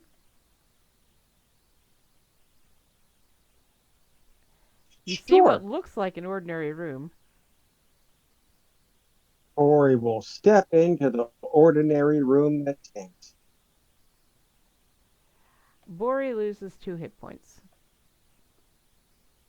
Is it poison damage? No, it's just a really bad smelling room. Probably a lot of things died there and it stinks. And Punchy, there was actually another little room with doors in that room where you were, but honestly, there's nothing in it. Bori will walk back out and go, "Don't go in there, it hurts." There a door over here? Uh, yep, are you opening it? Sure.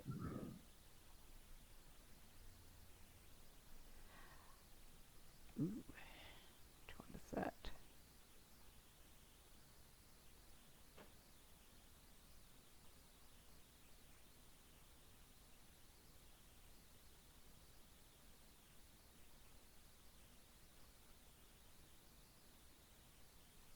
And Hugo opens the door.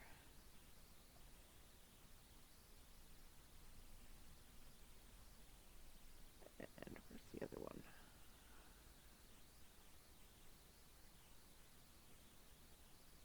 Yeah, I'm going to put them all on here even though it's...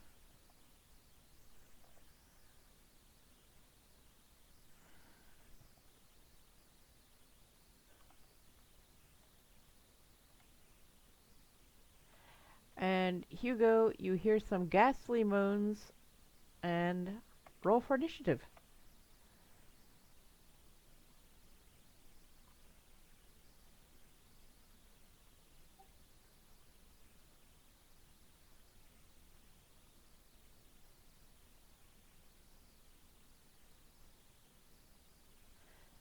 I'm kind of cramming these guys in here because there's not really room for all three of them.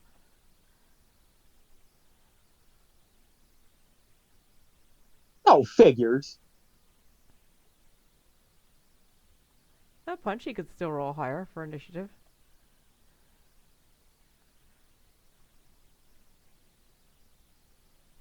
Hey, I And could. does. Punchy, you find yourself facing 3 cultist zombies. For all you know, they're zombies of the cultists you've already killed. What would you like to do? Oh, I'm just gonna go up and punch him. Go punch those zombies. Do you want number 2? I'm going to say because the quarters are so tight that you are within 2. range of any of them. Okay. Smack that zombie. You rolled a 2. That's definitely going to miss. 8 is going to hit. Especially with the 4 modifier. And cultist zombie number 2 takes 4 points of damage. All right, then one more attack. Okay. 2 is going to miss. I'm also trying to figure out how cultist zombie number 2 rolled a -1 for initiative. That's auto rolled. He must have a -1 modifier. Or a -2 modifier. And did you have another attack, or is that it? No, I'm gonna save it for now. Okay. Well, actually, yeah, I'll spend a key point and make another attack. Okay. That's going to hit. That's a 19. Yay! All right, so it's gonna have to make a. How about a strength save? Okay, that's on number 2. Yep.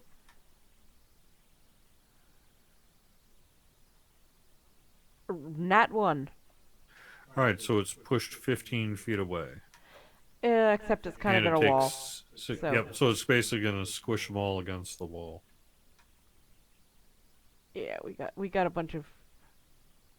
I mean, they might look like they're in the walls, but you can reach them all. So we have a bunch of squished zombies here. All right, that's my turn. Squish, squish. Oops. Oh, Bori's... Bori!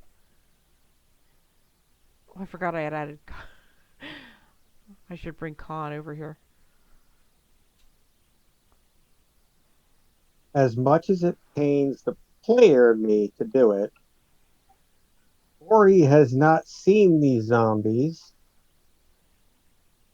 and does not really know what's going on. So he's basically just standing around picking his nose until someone tells him what to do. Oh. Yeah, that does sound very Bori. That's the problem with playing an idiot. I mean, you say problem. Or in some cases, absolutely hilarious part. Okay, well, Bori is picking his nose. It skipped out. Oh, I need to click these eyes every time, don't I? Why is it not clicking them? There we go. Cultist zombie number 1 is going to come back over here And he's going to attack Punchy. He's going to try to slam Punchy. And he's going to miss because he only rolled a 7. Well, I'm thinking about it. The DC for any of those open hand attack things is 11. Okay. That's going to bring out Khan! And Khan's gonna, like, sneak in here. He's a snake, so he can kind of wind himself around. And I would say he's within 10 feet of zombie number 1. And he's going to attempt to bite him.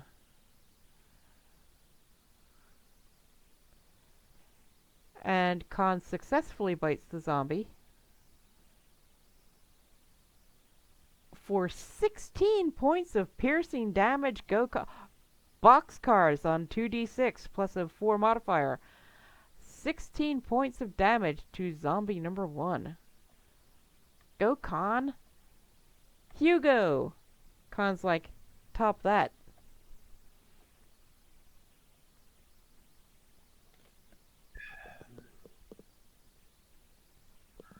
I've seen skeletons with more guts than you. Rolls a 4, he totally fails that save. He rolled a 4, he totally failed. Totally. For another 5 damage. Cultist zombie number 1 is, wow, is he in tatters. I mean, even for a zombie, he's pretty tattered. I'll step back. Cultist zombie number 3. That's this guy. What's he gonna do? He's gonna move forward here just a bit, and he's going to attempt to slam Punchy. Ooh, 18 is actually going to hit. And Punchy takes 5 damage. Ouch. Cultist zombie number 2 is kind of injured. He's just gonna move a little bit closer here. Does he have to... He's not prone, right? He was just pushed backwards. Yes, exactly. So he's going to push himself back, and that's all he's going to do. He kind of likes it. The other 2 zombies are between you guys and him. Punchy, it is your turn again. All right. I am going to punch. Punch. Use a key and attack 4 times. Okay. Zombie 19. 1. That's that was gonna the hit. one that was in front. Yeah, he's dead. He's got 1 hit point left. Um, Zombie number 1 has been de-zombified, re-zombified. Yeah, I punch his head off maybe, and now I'm going Pretty up much. to 2. Okay, 2's not in great shape. 14, that's going to hit.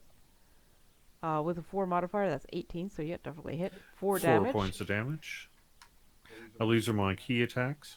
Okay. That's miss. a 7 with And a your 4 3. modifier. That's a miss. Then my 4th and final attack. Natural 20. All right. Very nice. All right, so I'm gonna attack, and it's going to have to make one of those DC 11. Well, let me check. Just a second. So first off, it just says 3 points of damage. Yeah, it's going to need to make a strength save of 11 or higher. It fails. Rolls a All 3. right, push back 15 feet again. So zombie number 3 is back against the wall. Come on! Oh, did you have another attack?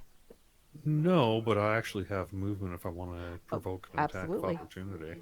So I think I'm going to turn around, because I'm not that worried, and just stride forward and be like, "Thanks, Khan, man, you're the best." And then I'm going to point to Bori and put my thumb back and be like, "Hey, Bori, maybe you want to take care of these guys. You like to attack things."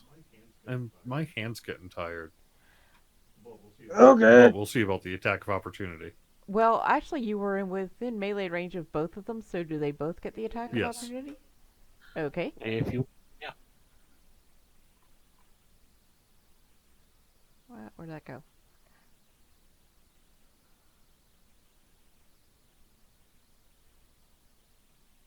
Okay, something's weird here. There we go. First zombie rolls a 2.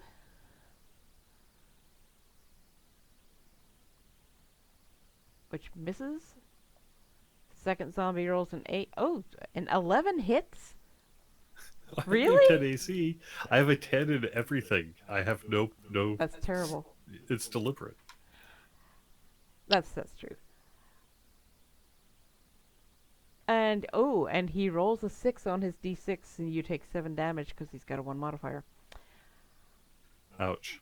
Alright, so despite being severely scratched across the back or whatever, I'm gonna go out and say, Khan, you were the absolute best. You're so cool. Thank you so much. And then I'm going to point to Bori and point in there and say, hey, there's some zombies. Maybe you want to kill them? My hand's starting to hurt. Meanwhile, Khan did not like what happened to his friend Punchy. And he's going to go for the most injured, see if he can get rid of him. He's going to go for cultist zombie number 2 with his powerful bite. Roll a 16, 22 with the modifier, that's a hit. And this time he rolls double 1s on it, so 4 modifiers, so 6 damage total to zombie number 1. Wait. He rolled snake eyes? On the attack roll, he rolled a 16. On the damage roll, he does 2d6 damage plus 4. And he rolled 2 1s and a plus 4, so 6. Zoom. What? Zoom. Zoom? Zoom. That's the sound of something going over your head. If you roll 2 1s, Snake eyes. Yeah. Get snake. Oh, and he's a snake. You know something? I think Khan should be able to do 1d4 more damage because of the snake eyes. He does 3 more damage to cultist zombie number... That was 2 that he was aiming at, yes. Okay. So, yeah, I gave him 3 more damage because he rolled snake eyes and he's a snake. That brings up cultist zombie number 3, who is going to attempt to slam Khan. Oh, that's going to hit with a 19 plus a 3 modifier. I personally would not want to piss off Khan, but okay. And Khan takes 6 damage, 5 plus 1. Hugo! 1 nearly undeadish zombie, 1 wounded zombie. You are the only completely healthy entity here. Everybody in the party is lightly wounded. And Thulgrin is putting nachos and cheese into the Twitch chat, and I'm getting hungry. We're going to wrap it up after this fight, too, because I get up at 7 now, and it kind of sucks. Your mother takes up more tiles than a gelatinous cube. That is... Oh, he failed. Rolled a 12.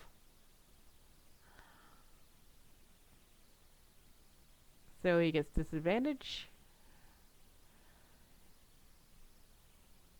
It won't matter because he has ceased to...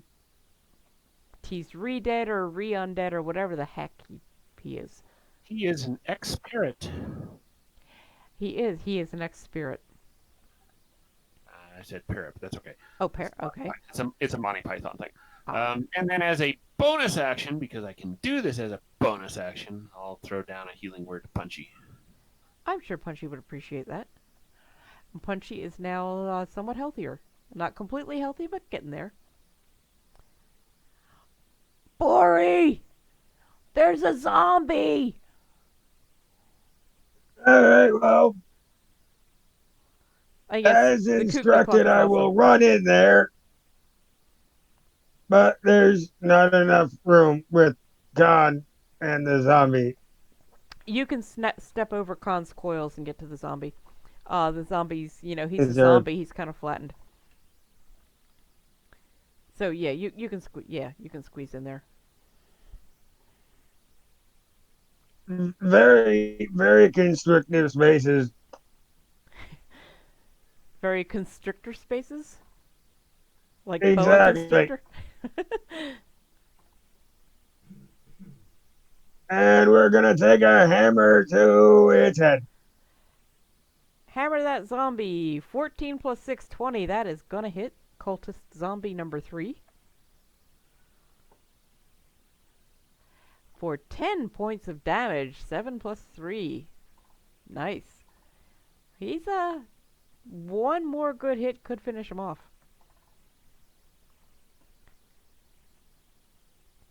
And that's it. Okay. Next round. Realize I never reset the round, so it looks like we're on round 7.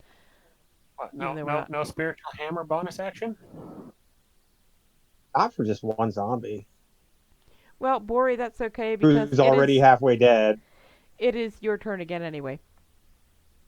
Oh, okay. Because, yeah, reroll initiative every round, which I really like. Well, if it ain't broke, keep hitting it. Exactly. Until it is. 19. So 6 modifier 25 is going to hit. Make it a good one. Zombie number 3 falls apart. You just sort of go in there like wham, wham, wham. Ouch. And that is where we are going to end it for tonight. You guys definitely earned some XP, and you are almost through this bottom dungeon. Or, not, this is actually not the bottom dungeon. You are nearly through the first level of the Catacombs. You got further than I thought you would. Wait till you see the second level. Actually, I didn't even see. Yep, oh, you haven't found the word yet, though. So, okay. Does anyone have anything they would like to plug before we sign off for the night? I do a lot of retro gaming and general gaming over on twitch.tv/MockDuck. MockDuck plays games. Go check it out if you like old stuff. Or weird stuff. Or FMV. Or Atari. Or old weird stuff. I think that's what he's got me for. Anybody else want to plug anything? I'm good. I don't know. I haven't even given you any sockets. When is Groovy's game? Oh yeah, this Sunday night, D&D night on DDO stream, 7 p.m. Eastern Time Sunday, twitch.tv/DDO stream. DM Grooby will be running Rime of the Frost Maiden. Nope. No? Is that true? I don't think Oh, so. wait, I no, thought, that's Sunday was Kevin. That's yeah, right. looks like Kevin's Sunday, and I'm not.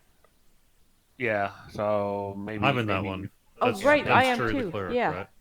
Yeah, that's right, and I'm Calliope, yeah. So actually this Sunday night, D&D night on DDO stream is every Sunday night on twitch.tv/DDO stream, 7 p.m. Eastern. This Sunday night is actually Evil Beaker with, I can't remember the name of the campaign. Out of the Abyss. Out of the Abyss. I've got Heroes of Battle Rise is what it says on the schedule. Oh, okay. There you go. Yeah, I think it might have more than one name. But anyway, Jerry and I will both be playing in that one. Comrade, are you in that one? I am not in that one, but I Okay. will be in Alex's game, which I believe will be the following week, and he's going to do Rime of the Frost Maiden. And as a special treat, well, as far as I'm concerned, I believe Evil Beaker will also be a player in that. Yes, I saw that. Also, it's going to be using Fantasy Grounds Unity, I believe, so it might be a chance to check that out, too. Yeah, I have not yet seen that. By the way, and this is something I will put in the video description afterwards. Well, I could just post it in Twitch chat now, too. If you are interested in the tiles I'm using here to make the dungeons, check out fantasticmaps.com/free-stuff. Torsten's 100 PX tiles, they are pretty awesome. Basically what you can see here is the rock background and the walls and doors, but there are all kinds of items. There are some different walls, stairways. There's a whole, you get like braziers, torches that actually have a glow effect to them, different tables and stuff. It's really, really cool. I'm using it with Corel Painter. I'm sure it would work great with Photoshop or GIMP as well. What was that URL?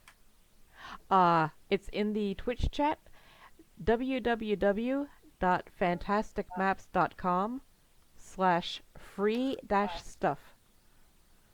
FantasticTraps.com. Fantasticmaps.com. Maps.com.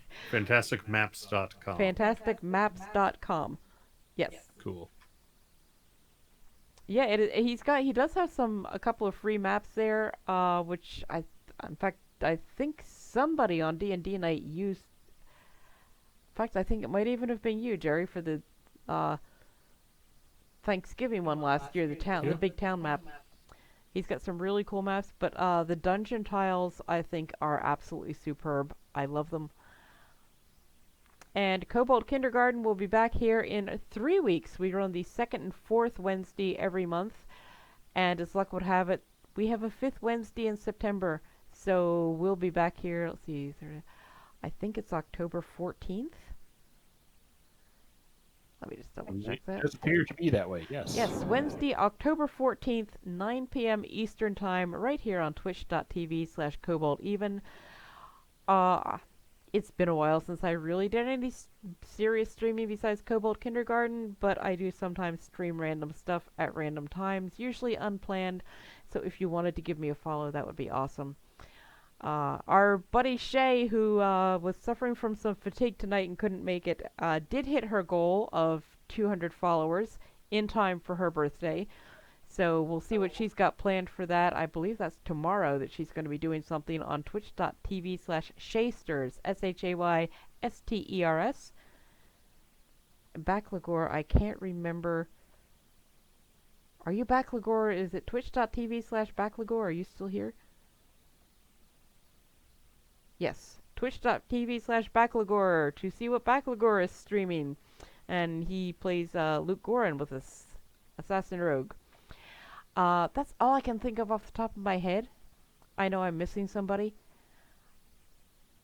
I know a couple of us have Twitch streams. Anyway, hopefully see you back here in 3 weeks for Season 3, Episode 4, where will no doubt be descending to the next level of the Catacombs, which is really scary.